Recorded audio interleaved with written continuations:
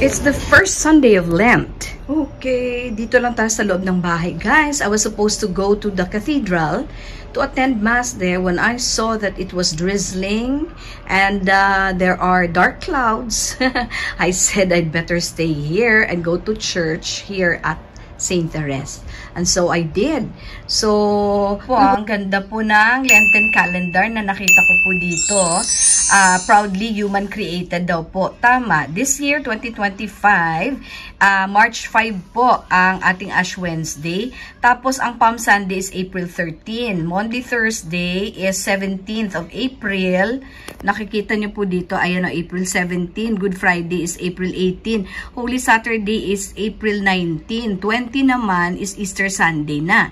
Easter. Yes, ibig sabihin po, yun nung Easter is the resurrection of the Lord. When Jesus rose from the dead, which is the highest and the most central doctrine, dogma of the church. So, we celebrate the resurrection of Jesus, our Lord.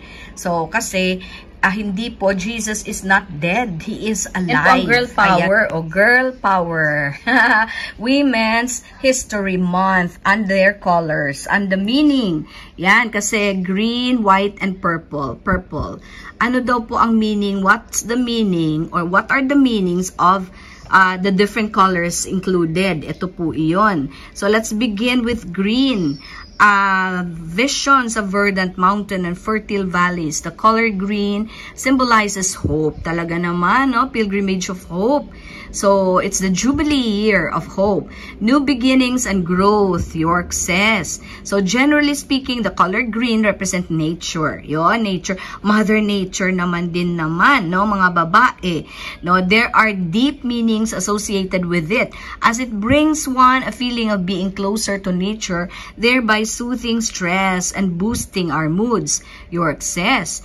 It is thought that it has an ancient positive roots due to this association of nature's cycle of new growth, rebirth, and harmony, and the hope of these new beginnings. Hope talaga yung green, no? Kung purple naman, as purple, Barnes points to the blog post by Stephanie Hall in the Library of Congress, about symbolism of the women's suffrage movement. So in England, purple symbolized royalty, loyalty to the cause, and women's quest for freedom.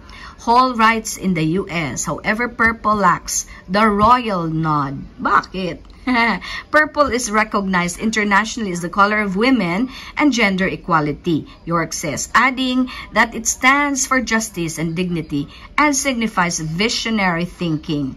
Something else to note, York points out that purple is a beautiful mixture of red and blue, which physiologically may have a calming and inspiring effect on body and mind. So white. Historically, white was included as part of Women's History Month's palette because it represents purity and equality. The concept of purity was especially important to contradict the smear tactics of the anti-suffragists who portrayed suffragists as loose or immoral women. According to Barnes, however, the symbolic meaning of purity has lost its original value because of its current controversial associations with current depictions of white, marking equality, truth, and freedom. Since the movement's origins, the color white has been used in association with equality.